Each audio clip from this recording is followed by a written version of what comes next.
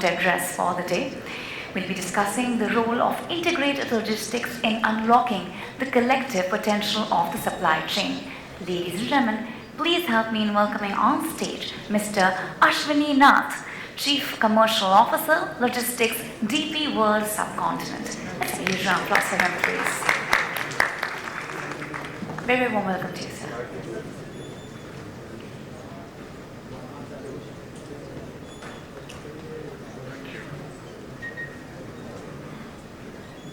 Very interesting opening with two wonderful speakers talking about the future. My compliments to the organizers and the gathered audience and guests. Very impressive from all the fields of work you come from. It's actually a pleasure to be here to talk to you. Good morning, ladies and gentlemen. There are no PowerPoints. It's just people. It's you and me. This conference, if you see how it's been set up over 2 days, it's about people, process, and technology. I'm here to provoke your thoughts on the people piece. If it's not us as people, there'll be no process and technology. We can't let technology govern us. Let's begin by setting the scene and some context.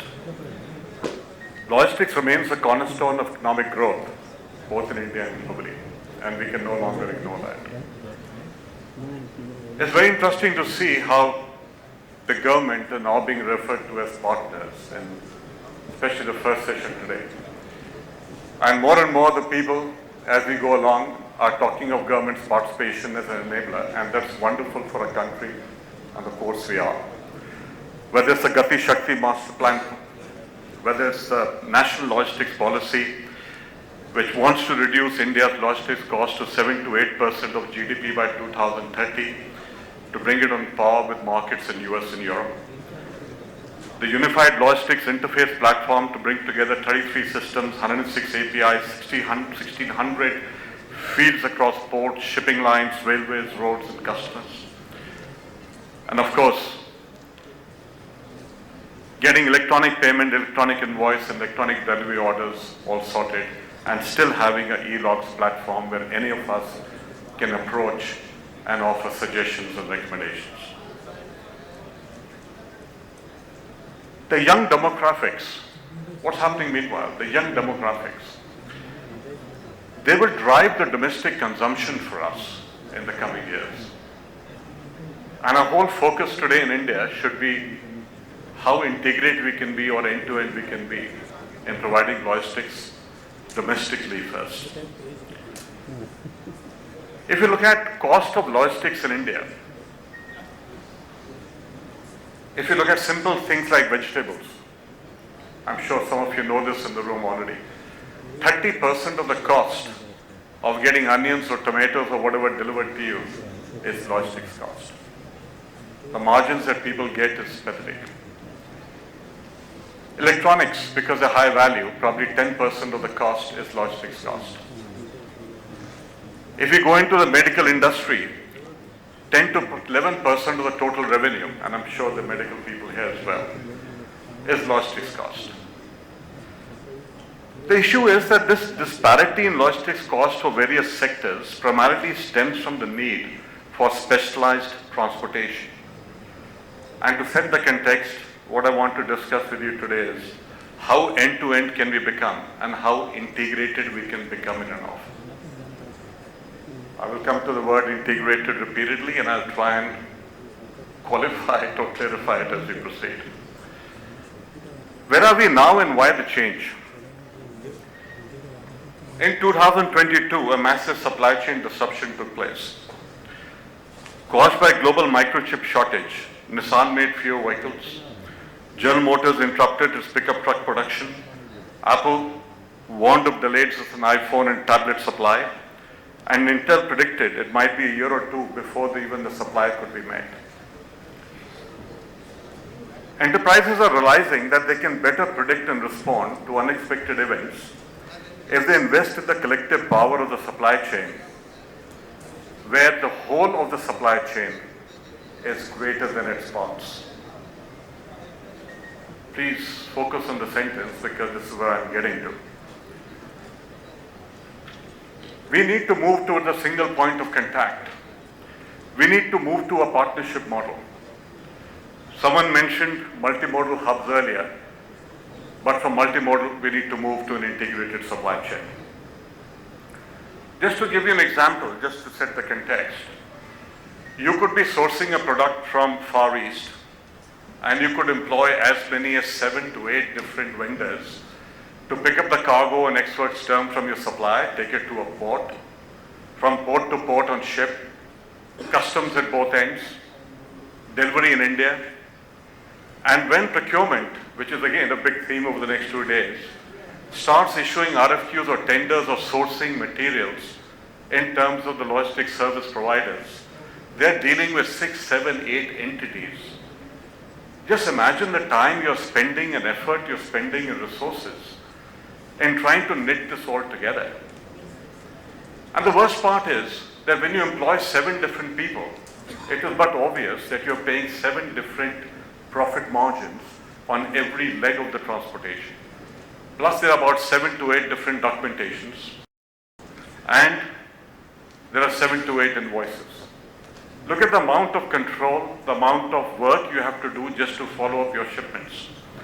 And this is true even domestically, where most companies are sourcing product separately for warehouse, separately for last mile, separate for roll, separate for ship.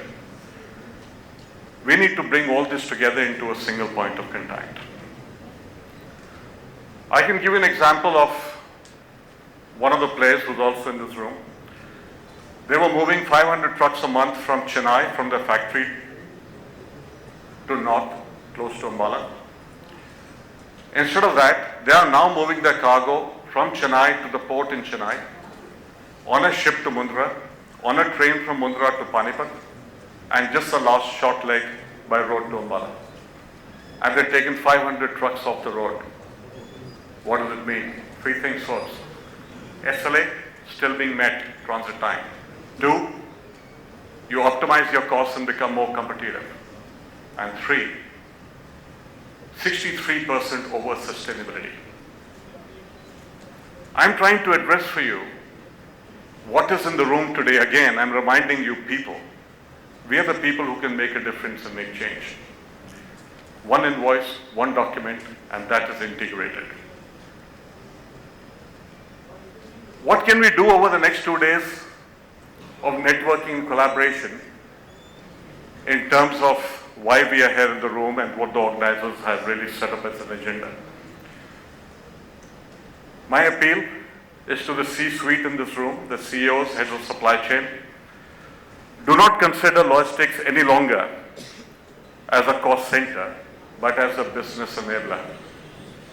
I've given you some percentages and numbers before, again to set the context.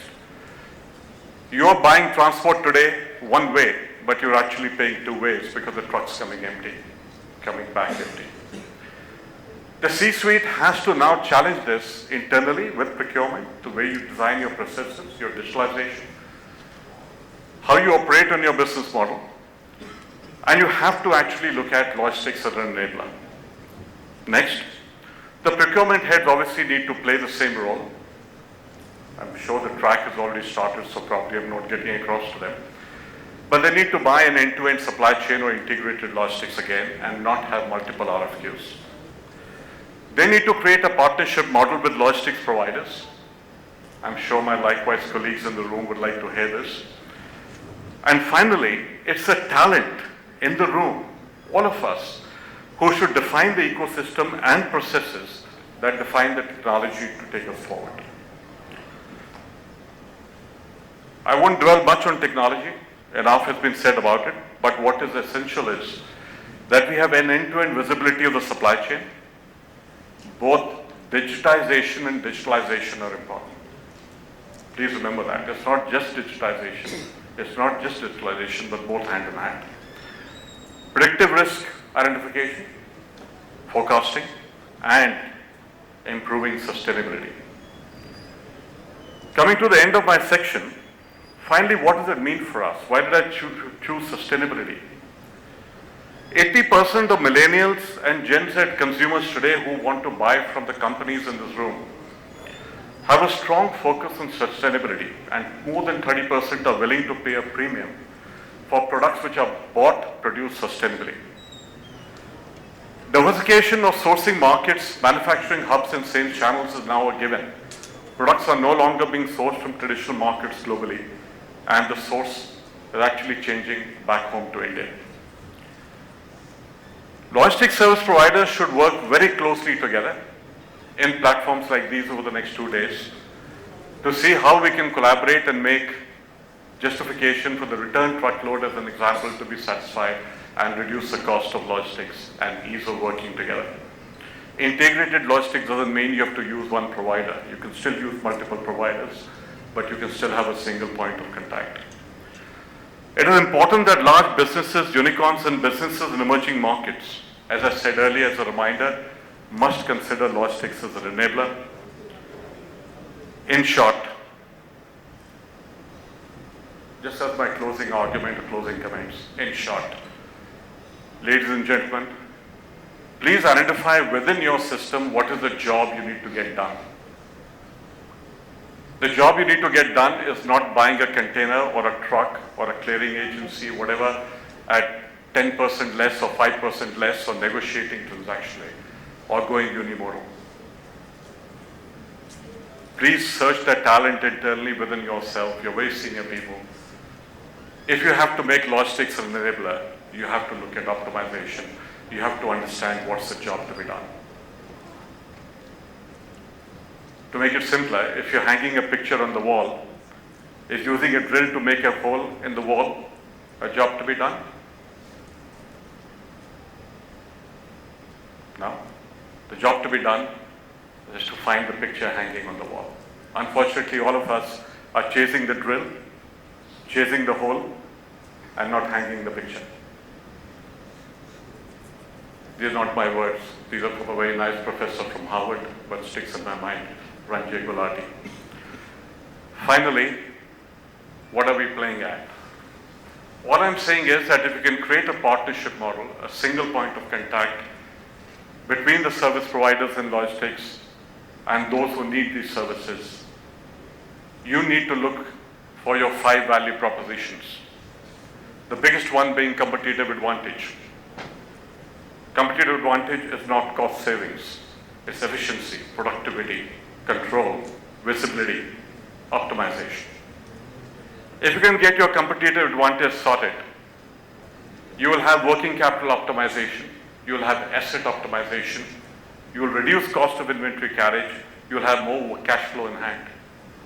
Ladies and gentlemen, if you can get these 3, you will have revenue growth and you will have profitable growth. I rest my case. Look for those providers who are partners. Go for integrated logistics. India is changing. We all are. We are the people in the room. Let's make it happen over the next 2 days. Thank you.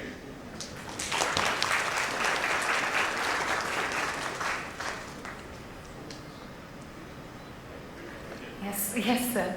I request Hari sir to please come forward and present the memento from Kamikaze B2B Media and World's 11 Logistic Parks. Thank you so much for such an inaugurating presentation, sir.